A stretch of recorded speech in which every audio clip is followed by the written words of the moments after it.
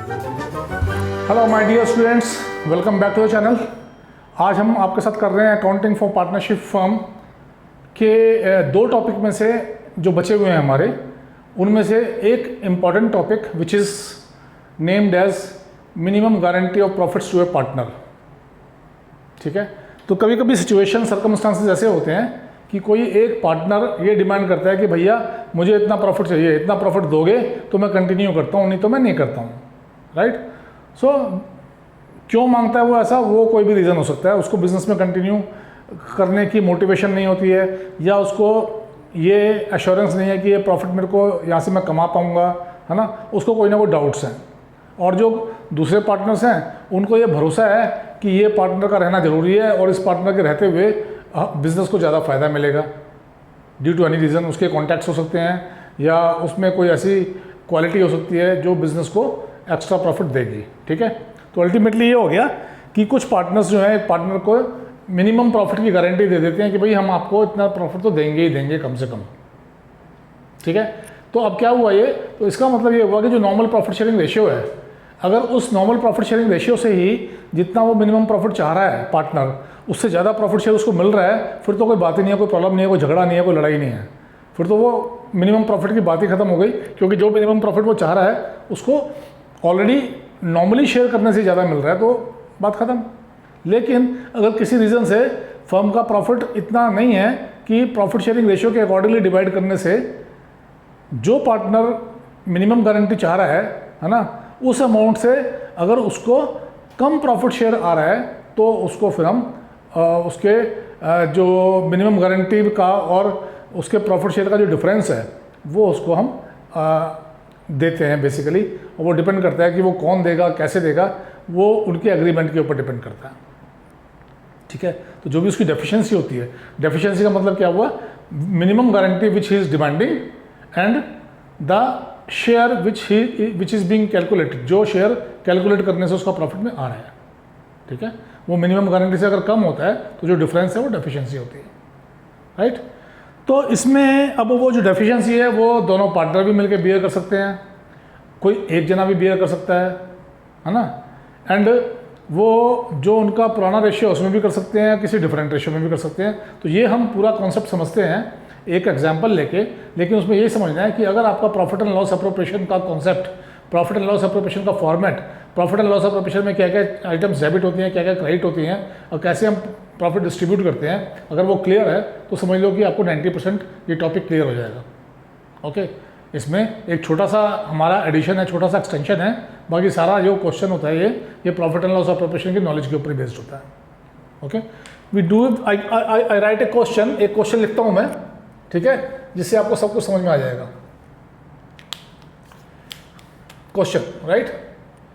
A, B and C are partners sharing profits in the ratio 3:2:1. Fine. The firm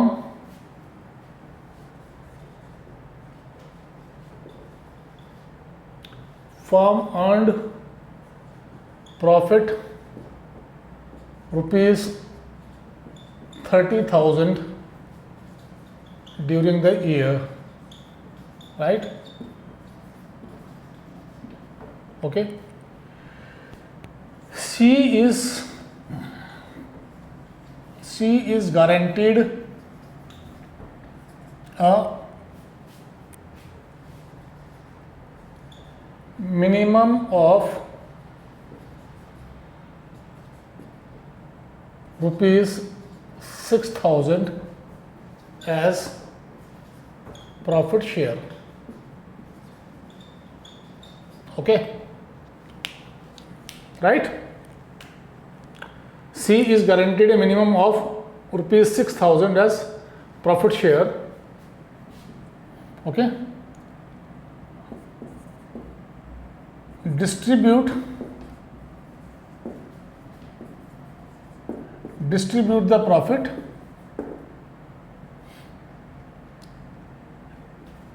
in the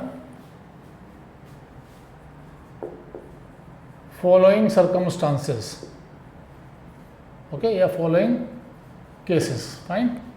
A, when no details of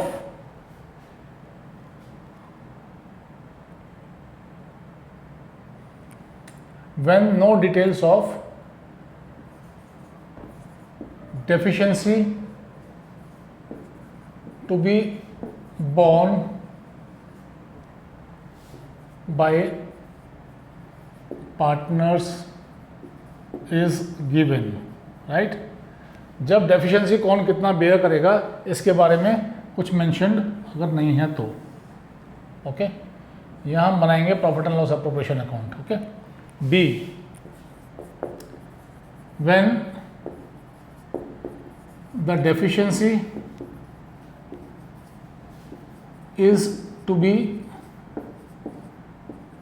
borne by A only, right? C, when the deficiency is to be borne by B only, right? D, when the deficiency is to be borne by A and B equally. A and B equally. E, when the deficiency is to be borne by A and B, right, in 3:1 ratio, ठीक है, 3:1 ratio. तो ये 5 cases हो गए, 1 2 3 4 5, right. जो भी case होगा हमको मिनिमम गारंटी में profit and loss appropriation account बनाना होता है, ओके, जो आपको आता है, profit and loss appropriation account for the year ended, okay, for the year ended, वो 31 मार्च जो भी होगा वो आप लिख दोगे। मैंने ईयर का नाम लिखा नहीं है, कौन सा ईयर है, तो 31 मार्च 2020 कुछ भी लिख सकते हैं ना, ठीक है, जो भी ईयर है। ये डेबिट साइड हो गया, क्रेडिट साइड हो गया। थोड़ा जगह कम है तो हम थोड़ा टाइटली काम करेंगे, okay. Particulars, this is amount, this is particulars, this is amount, right. Profit कितना है, profit is, profit during the year नहीं लिखा, मैंने लिखा है profit during the year is 30,000, we will write by profit and loss account, okay. ये 30,000 आ गया आपका net profit, okay. Simple question है, इसमें डिटेल्स और चीज़ें नहीं दी हुई, लेकिन मान लो आपको इंटरेस्ट ऑन कैपिटल, सैलरी और इंटरेस्ट ऑन ड्राइंग भी दिया होता तो इंटरेस्ट ऑन ड्राइंग आप यहाँ लेते, इंटरेस्ट ऑन कैपिटल यहाँ लेते, सैलरी यहाँ लेते, कमीशन यहाँ लेते हैं ना, उसके बाद जो प्रॉफिट बचता उसको फिर हम डिस्ट्रीब्यूट करते और उसी पैटर्न में करते जिसमें अब ये कर रहे हैं। जैसे हम यहाँ 30,000 डिस्ट्रीब्यूट कर रहे हैं, ऐसे ही वॉट एवर रिमेन्स है ना, जो डिस्ट्रीब्यूटेबल प्रॉफिट होता है उसको भी डिस्ट्रीब्यूट करते हैं। उसका तरीका यही होगा जो हम अब कर रहे हैं इस समय, ओके। तो you know interest on drawing यहाँ आता है, आपको पता है, इंटरेस्ट ऑन कैपिटल यहाँ पे आता है, पता है आपको, सैलरी पता है, कमीशन पता है, सब पता है ना आपको। अब समझाने वाली बात क्या है कि मिनिमम जो गारंटी दिया है उस कॉन्सेप्ट को हम कैसे अप्लाई करते हैं वो हमने सीखना है, ठीक है। तो क्या होता है, जो भी डिस्ट्रीब्यूटेबल प्रॉफिट है आपके पास हाथ में, जैसा कि यहाँ पे 30,000 है, उसको पहले आप नॉर्मली जो नॉर्मल प्रॉफिट शेयरिंग रेशियो है उसमें आप बांट दो, जो कि है 3:2:1, ओके। और जब आप बांटोगे तो एक एक लाइन का गैप छोड़ना है, जैसे टू प्रॉफिट ट्रांसफर्ड को मैं TFD लिख रहा हूँ, transferred to as capital account, short में लिखा मैंने, एक लाइन छोड़ी, फिर लिखा मैंने बीज कैपिटल अकाउंट, फिर एक और लाइन छोड़ दी, फिर लिखा मैंने seize capital account, fine, right. यहाँ टोटल आ जाएगा, ओके। अब देखो 30,000 को हम बांटेंगे 3:2:1 में, राइट। तो 3:2 का मतलब 3/6, 3/6 मीन्स हाफ। तो 30,000 का हाफ क्या होता है 15,000। 2/6 मीन्स 1/3, तो 10,000। 1/6 मीन्स 30,000 इंटू 1/6 5,000, बट गया, ओके, ठीक है। अब देखो हमने मिनिमम गारंटी कितना दिया, उसको 6,000 दिया है, उसका शेयर कितना बन रहा है 5,000। ये मैं बता रहा था कि अगर उसका शेयर यहाँ पे 6,000 या 6,000 से ज़्यादा होता तो फिर हम कुछ नहीं करते, जो बट रहा है वही दे देते, बस कुछ नहीं करना था। जो हम करने जा रहे हैं वो तभी करते हैं जब यहाँ पे जो प्रॉफिट शेयर उसका आ रहा है वो उसकी मिनिमम गारंटी जो दी हुई है उससे कम आ रहा है, तभी हम करेंगे।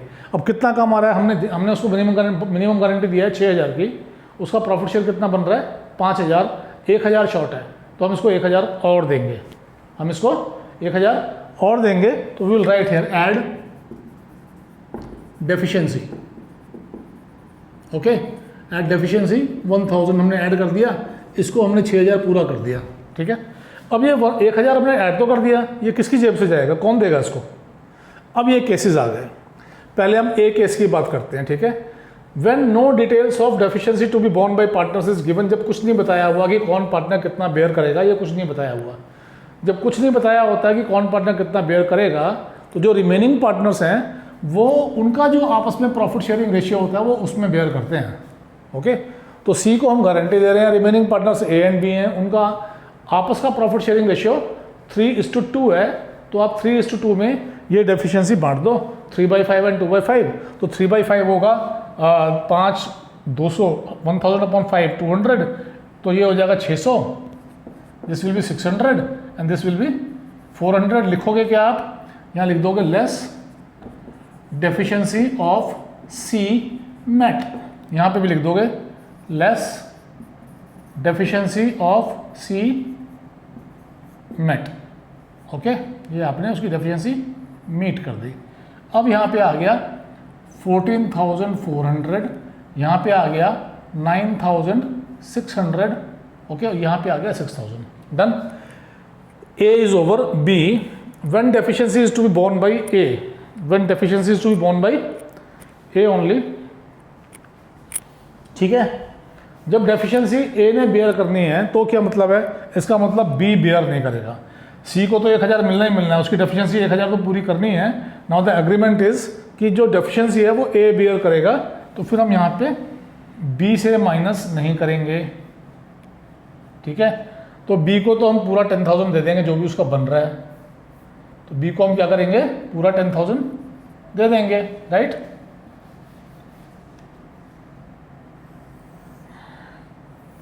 बी विल गेट 10,000 पूरा, ओके। और क्योंकि ए डेफिशिएंसी बेयर करेगा तो पूरा का पूरा 1,000 रुपये जो है वो आप फिर ए से माइनस करोगे, ओके। तो ए को मिलेगा 14,000, ठीक है। 14, 10, 24 प्लस 6 30, तो ये भी हो गया बी केस, राइट। सी में था when deficiency is to be borne by B only, तो जब बी है तो जैसे हमने यहाँ से ए से माइनस किया था, अब आप ए से माइनस नहीं करोगे, बी से माइनस करोगे, तो ए को आप पूरा दे दोगे, है ना। ए को कितना दे दोगे आप 30,000 का 3/6, तो इट इज़ 15,000, ए को पूरा दे दिया, राइट। बी को क्या दोगे, बी को 10,000 लिखोगे पहले, और डेफिशिएंसी फिर बी बेयर कर रहा है तो हम यहाँ लिखेंगे less deficiency of C met, 1,000 minus किया, ये बी का शेयर 9,000 आ गया। 15, 9, 24 एंड 6 30, टोटल तो यहाँ पे 30 आना ही है, तो वो लिख दो आप 30 पहले लिख देते हैं, नहीं तो मिस हो जाएगा बाद में, है ना, क्योंकि टोटल तो 30 रहेगा इन एनी केस, ठीक है, ऑलराइट। तो ये सी बी हो गया। अब डी में कह रहा है when the deficiency is to be borne by A and B equally. Equally का मतलब है आपने 1,000 रुपये डेफिशिएंसी है तो यहाँ से भी 500 माइनस करोगे, क्योंकि इक्वली बियर करना है ना, तो यहाँ से भी 500 माइनस होगा और ए से भी 500 माइनस होगा, ए से भी 500 माइनस होगा, एंड यहाँ भी लिख दोगे लेस डेफिशिएंसी, है ना, यही लिखना होता है, less deficiency met, deficiency of C met, right.